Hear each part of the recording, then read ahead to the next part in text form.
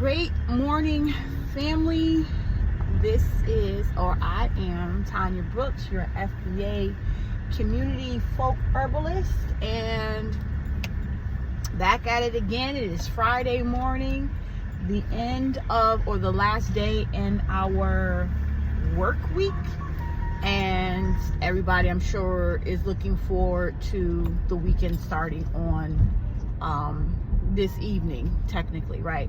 But listen, I want to talk to you this morning about family stuff.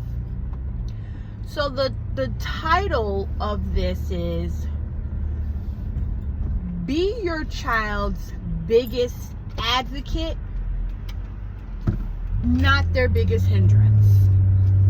And that's probably going to ruffle some feathers, and that's fine. I'm up to the challenge. I have no problem with that, because even in doing or speaking about this, I had to reflect and look at in the mirror and see where, yes, I am my children's biggest advocate, but I could also be their biggest hindrance, and how to turn that, how to correct it. I will always use myself as an example when I'm doing these family videos, but here we go. Being your child's, I'm going to go to the hindrance aspect. How we as a parent can be our children's biggest hindrance. I know for myself, and I can speak on this because why I can speak on this? Because at one point in my life, I was, and I still am, someone's child. Both of my parents are deceased, so their parenting assignments are done, right? But what they did in their parenting still does live on through me, right? And how I advocate, or how I may be a hindrance in my own children's lives. So a hindrance, the parenting hindrance in my life came in many forms. But my parents were a hindrance in my life because we had house parties.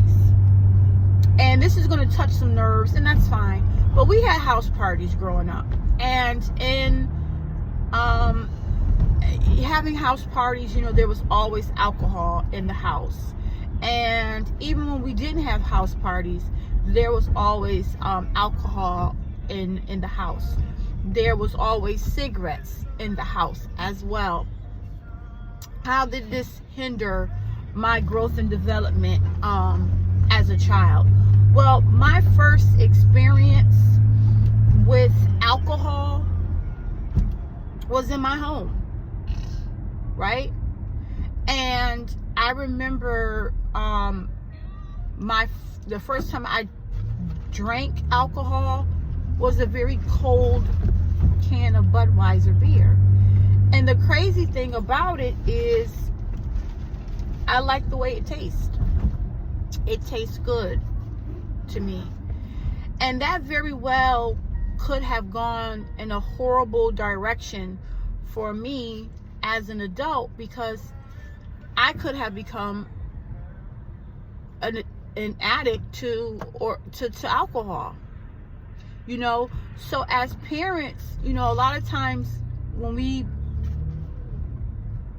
our children become adults and they end up having issues with alcohol, substance abuse, we look at like, well, how did this happen? And I don't know where he or she gets this from. Well, you introduced it to them. I was introduced to alcohol. I know I was under the age of 8 when I drank beer Hinder for the first time. And like I said, the scary thing is I like the way it tastes. And every time my father would send me to go get him a cold one, I would go pop it before I would hand it off to him in another room. I would take like 1-2 sips, and he knew it. I remember going to the package store, right? Liquor store, but you know, where I'm from, we called it the package. They called it the package store. But it's interesting, even in that, in some neighborhoods, they give it a different name. They call it spirits. But I remember going to the package store with my dad on a street in a town where I grew up, Blue Hills Avenue. And my father would go in there after he would get out of work, because my dad was a city bus driver. And a lot of times, my mother worked second shift. So a lot of times when I would get home out of school, my dad's bus run would come in my neighborhood, and I would go get on the bus with him. So at the end of his bus run, I would then, you know, we would go back to the bus station and, you know, get in the vehicle, and we would be going home. But my father, who was a functional alcoholic at the time, I didn't know that, but every night when he would leave work, and if I was with him, we would go into the package store. We would go into the package store. My father would get a pint of gin, and he would get these little bottles, these little nips. And I remember one Saturday morning in particular, going out with my dad, doing some just Saturday errands. I think actually my mom had him go and pick up some fresh collard greens and things like that in preparation for Sunday dinner the next day, because Sunday dinners were big. And we went into the package store, and I remember asking my father, I said, "Daddy, what are those little bottles?" And he said, "Oh, those are nips." And I said, "Oh, okay." And my dad called me Scooter. That was his nickname for me. Actually, he called me Scooter Buck. So that was his nickname for me. And on this particular Saturday, I remember he got 2 of the little nips, and they were peppermint schnapps.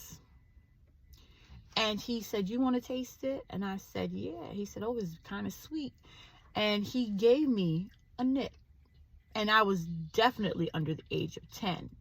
So now this is my experience of hindrance from my parent. And he gave me my own little bottle of peppermint schnapps, and I drank it, and I liked the way it tastes. But it was a little bit bitter at the same time.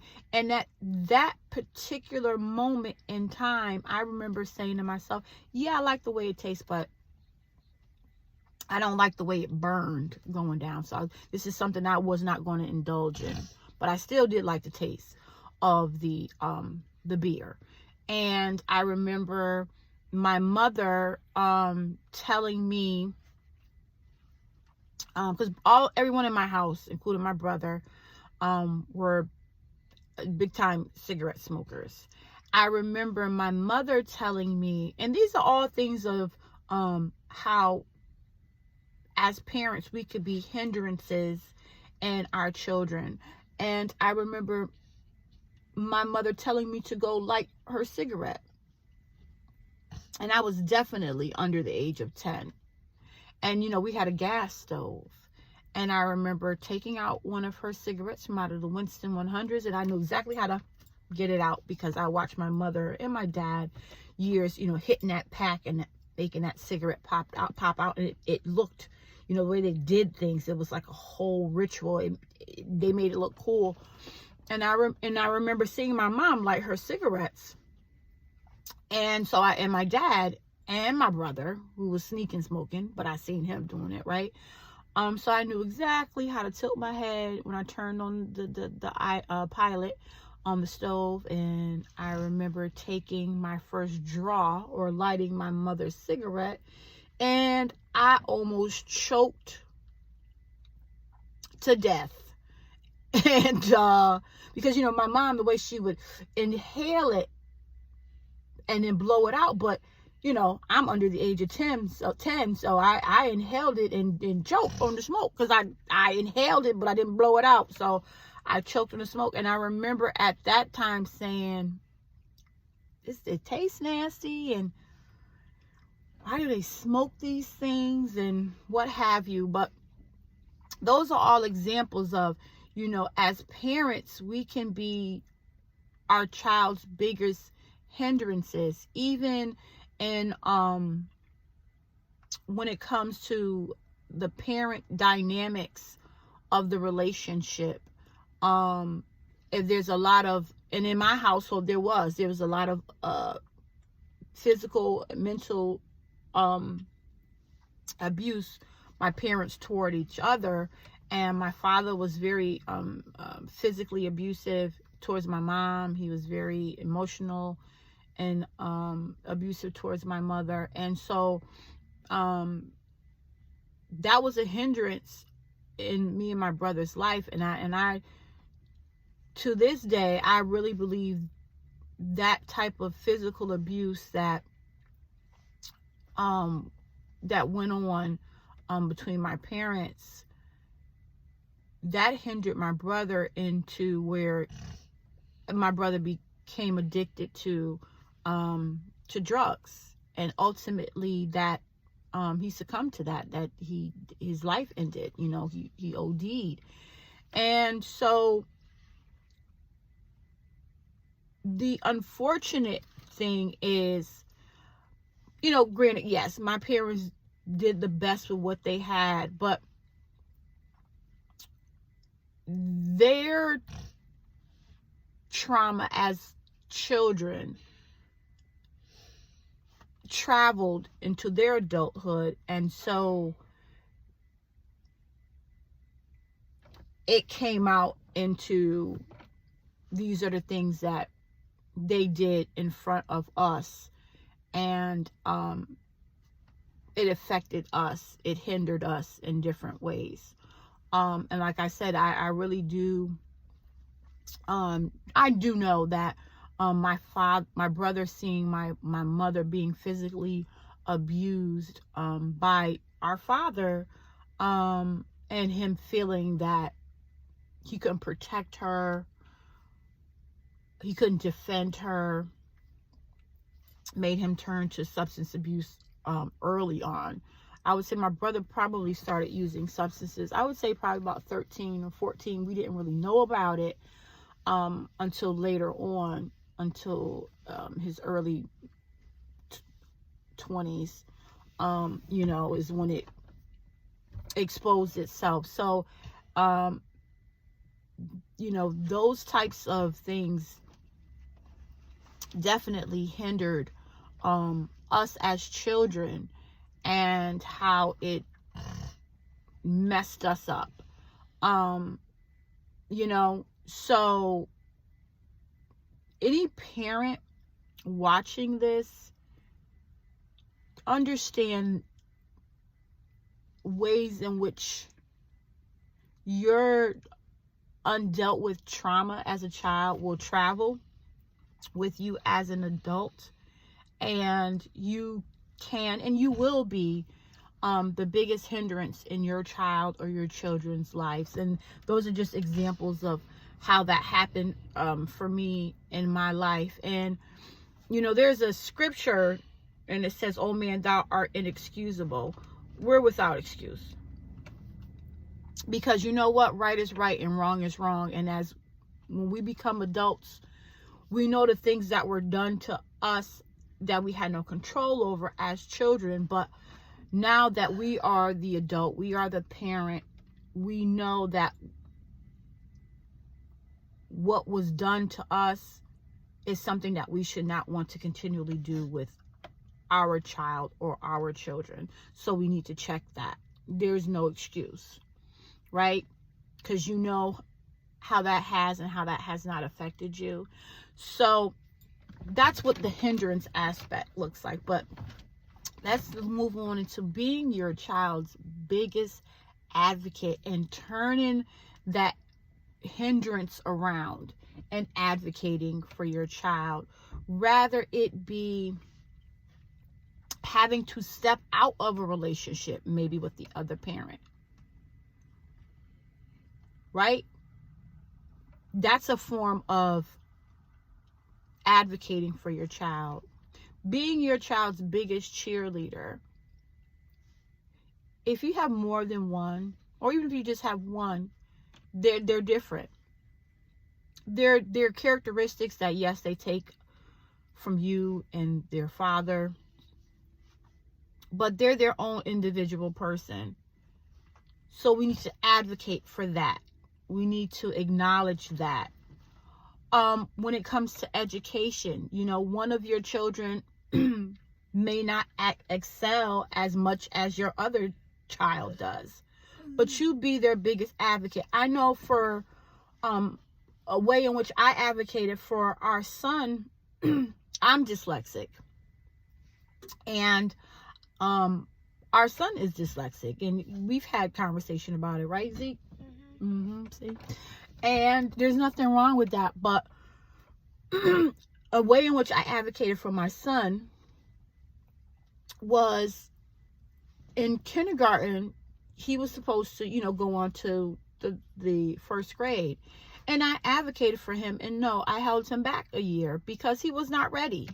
Dyslexia definitely kicked in, and it made things difficult for him to move on to the next level and to learn. And I recognized that, and I saw that, and I advocated for him, and I said, well, no, we'll retain him another year, and no one would never know the difference. My son also had speech for 2 years. At the age of 3, you could understand a word he said, and I was like, yeah, no, I'm going to advocate for him. And my husband did too, because my husband would actually take him to his speech sessions, which was it 2 or 3 times a week? I think it was twice a week. But we advocated for him because he received speech outside of the school setting. He received private speech lessons, and to hear my son talk, you would never even know that he ever had speech. His articulation is perfect. So that was a way in which we love you. Have a good day. See you later. Bye. Have a good day. We advocated for our son. And especially, I'm going to wrap this up a little bit because this can continually go on for a while. But when it comes to even just finances in your children, being an advocate for them, breaking things down and explaining to them, your father and I, we have to work hard. We got to go and we got to work and put money in the bank. Like, you just don't get an ATM card or debit card or credit card or whatever, and you don't make deposits. You got to work, and put the money in the bank so that when we go to the ATM, we can go there and we can withdraw money. That is showing that's advocating for your child and explaining to them, this takes work. This takes work, and it's breaking down to them finances and explaining to them about finances and how it really works, and how money is a tool to help us grow and elevate and move to the next step. No, money does not make you, but it is definitely a tool to help you on moving on and elevating to the next step pertaining to the family and your education and simple things like food and things like that. So, in saying that, let me kind of wrap this up. Do not be your child's biggest hindrance. When your right is right and wrong is wrong, when your child is doing something that is wrong, You need to check them. And you need to explain to them what it is. Don't give them a pass and cover up their mess. That's being a hindrance. But when your child is trying to do the best they can, at that point, you become their biggest advocate. And you become their biggest cheerleader. And you lift them up and you let them know, listen, I see you working hard. I see you made the best choice. And I'm proud of you. If you need to, and this is something that I need to say. If you are a parent of an adult child and you need to, you can't go back. You cannot go back and undo or get a redo of the hindrance or the hindrances you may have caused in your child's life when they were younger. But what you can do now, with their grown self, is you can genuinely apologize to them for the hindrances that you caused them in their childhood. In their childhood, you can apologize right to them now. Their grown self. You can do that. So listen, family. Listen. Remember, be great to yourself because you are great. Be great to your family. Be great to your community. Without love, self-love, we have absolutely nothing. Family, as always, clarity is key, but without consistency, we have no balance. Family, be well.